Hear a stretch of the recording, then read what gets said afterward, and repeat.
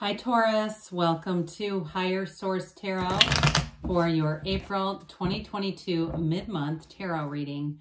This is a reading for all Taurus, Sun, Moon, Rising, and Venus. Thanks to all of you for all the support. I appreciate you all. Send you love and positive energy every day. And as we get into the end of April, we'll be entering your season. So happy birthday to anybody who will be celebrating at the end here as we move out of Aries season. And if you are new to the channel, welcome. I post new readings on Friday, then again on Monday. So if a reading doesn't resonate, come back in a couple of days. Don't ever try to force it to fit. Always somebody's reading, not always everyone's. But I will say this, you attract this, okay? So I wouldn't, I wouldn't totally close the door on something if it's like, geez, that doesn't really sound like me. Maybe there's something within the reading embedded that does relate to you, and there's a reason why you attracted it. Fridays are a general reading. Mondays are a different style every week. Today's reading will be a more detailed Celtic Cross style reading, but then next week will be something totally different. So if you like tarot and you like the channel, I'd love to invite you to subscribe to Higher Source Tarot. Okay. What advice do you have for Taurus? Sun, Moon, Rising, and Venus. What does Taurus need to know, please, for the best and highest good of all concerned with Taurus? Messages for Taurus, please. All right. Let's see if I can get those in. Jeez. All right, so we'll start here with the tarot, and then we'll have the Angel Answers Oracle cards. Current situation, we've got the Knight of Pentacles.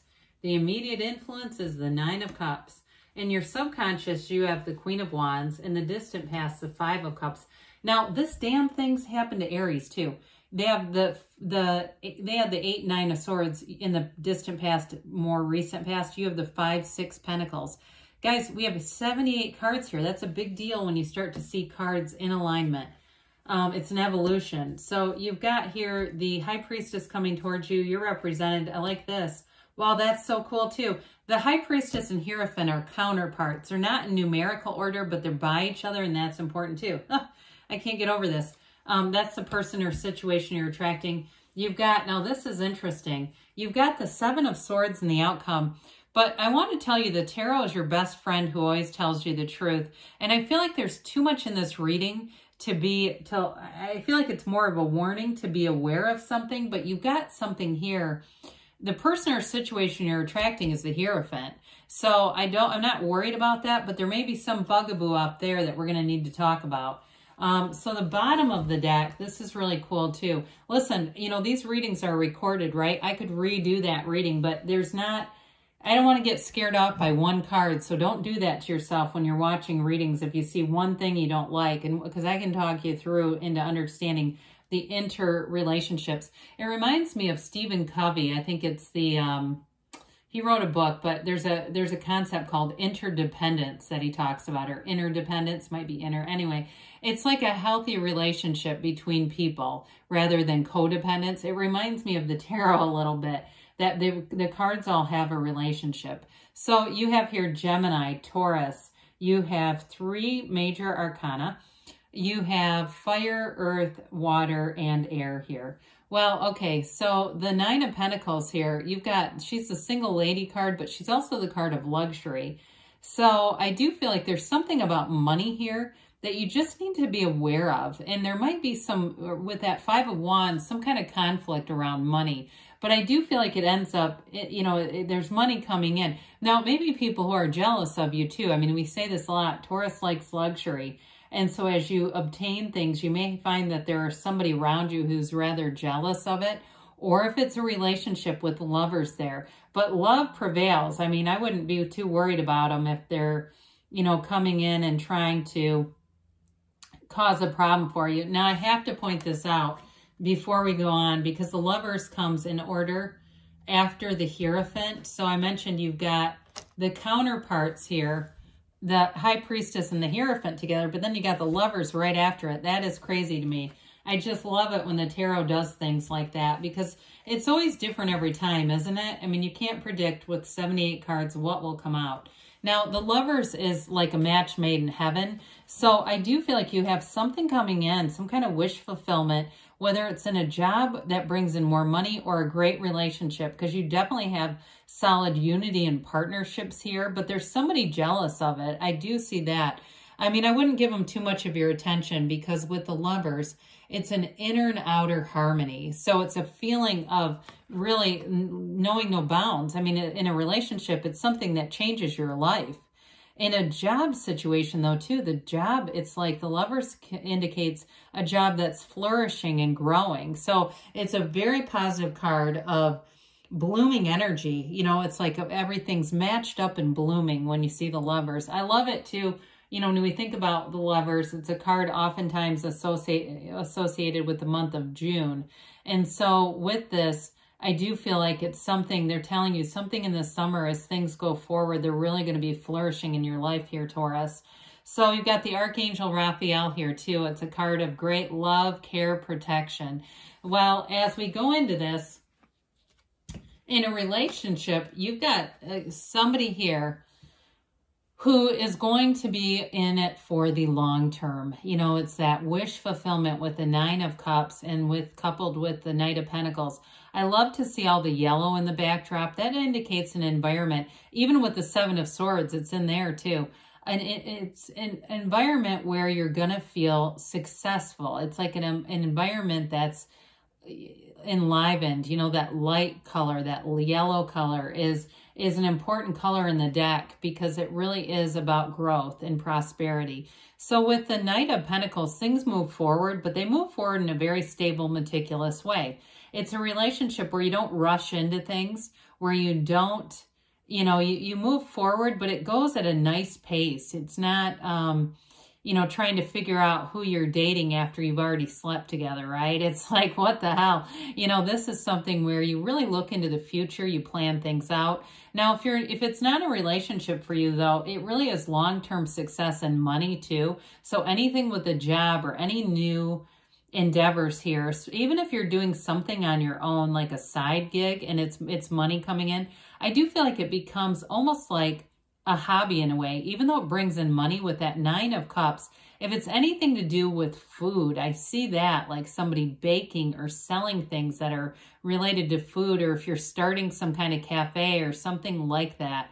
I do feel like it's going to really catch on, and it makes people happy. There's something about that with the Nine of Cups, like people around you, other than the Seven of Swords, everyone else is very happy. And if it's anything to do with customers, it's like the customers are very happy, they keep saying, whatever that's about. So the Nine of Cups is a wonderful energy, though. In your subconscious, you're going to be making gains.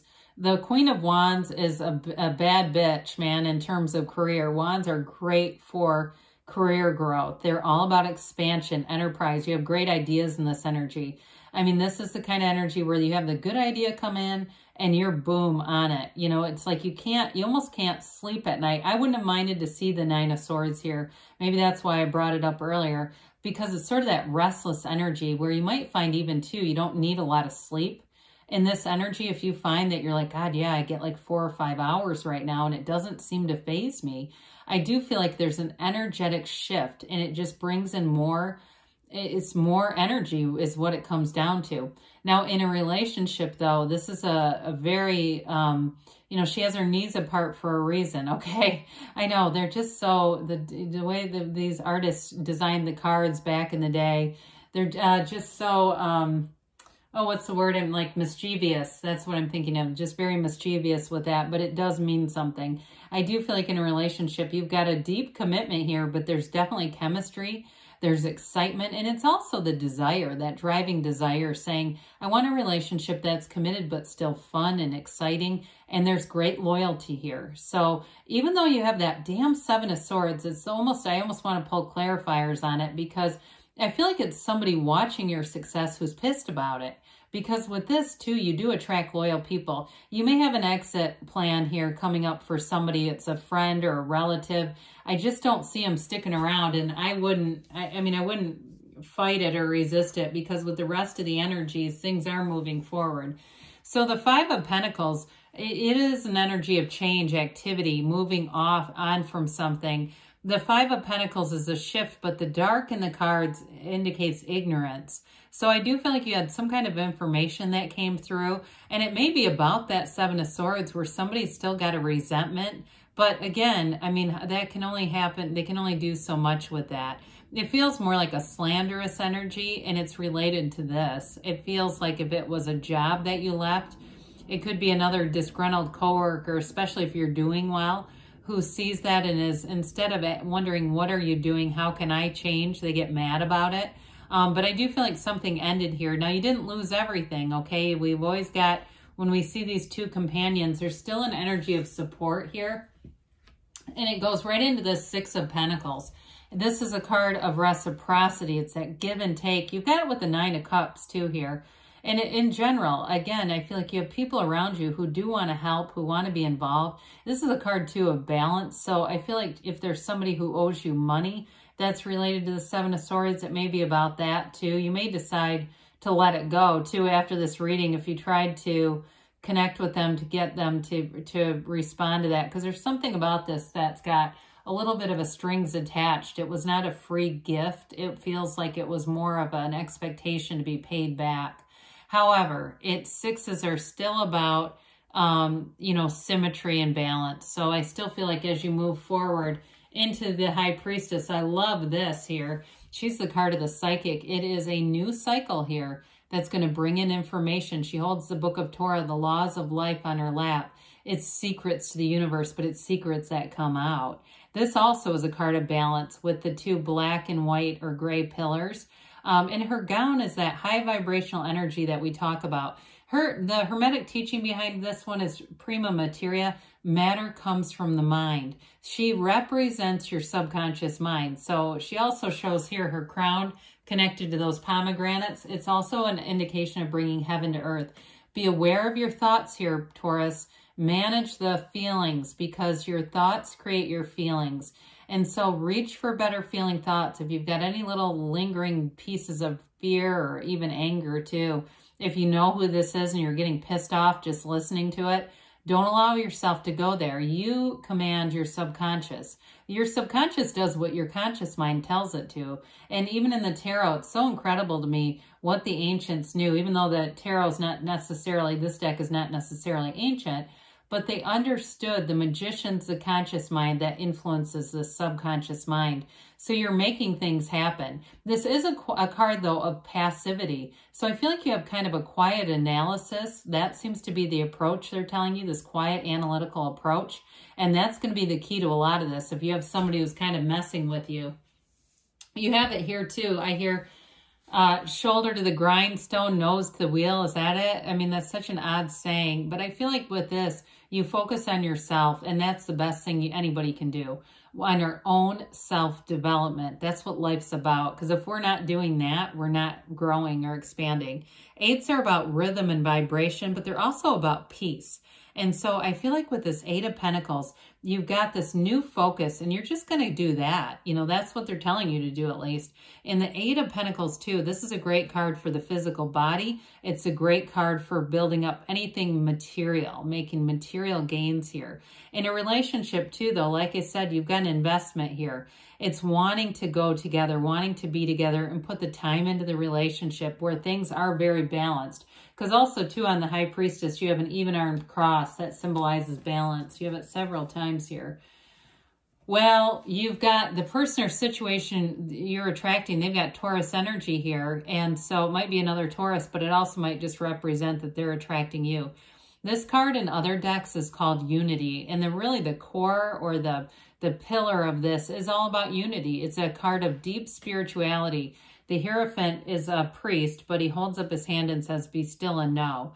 It's a card of devotion, too. You've got the keys to the kingdom here right at his feet. So I feel like you have information that comes in that really unlocks something mysterious, but it allows you to move forward. Ultimately, though, this is a card of very high morals and traditions and values. So I do feel like you have very integrous people around you, regardless of the one. Because this is the kind of card where it's like your higher self would never tell you to, you know, key somebody's card or send an anonymous letter to their employer or some shit. You know, it's like the Hierophant doesn't do that. The Hierophant says, be still and know and meditate. So with the Four of Cups here, fours are about measurement and order. And this isn't your hopes and fears. For some of you, I do feel like you have, it has to do with that Seven of Swords, not wanting to stay engaged with somebody. That's what I feel like it's about, wanting to see things for what they are and to move forward. So Seven of Swords, we've already dabbled. I mean, it unfortunately has been throughout the reading. I don't really like to do that when we have only one card like this. But what they really tell you with this one is it's someone who's very unprepared, right? He takes those swords with his naked hands. He doesn't even bring a Rubbermaid tub to carry them. He's a very unprepared person. And with the right precautions, you'll see this coming a mile away. So, and you'll deflect it. And that's why the background in that is yellow. So let's see here what the angels have to say for you, Taurus.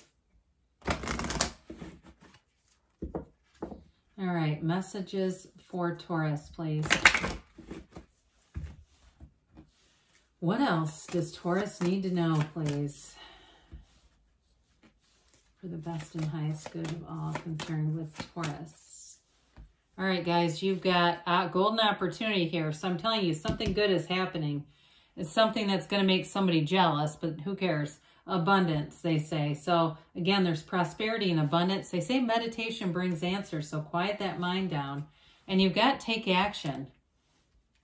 And you've got a yes, okay? So good things are coming to you. You can have, do, or be anything, Taurus. I love you, and I'll be back again soon.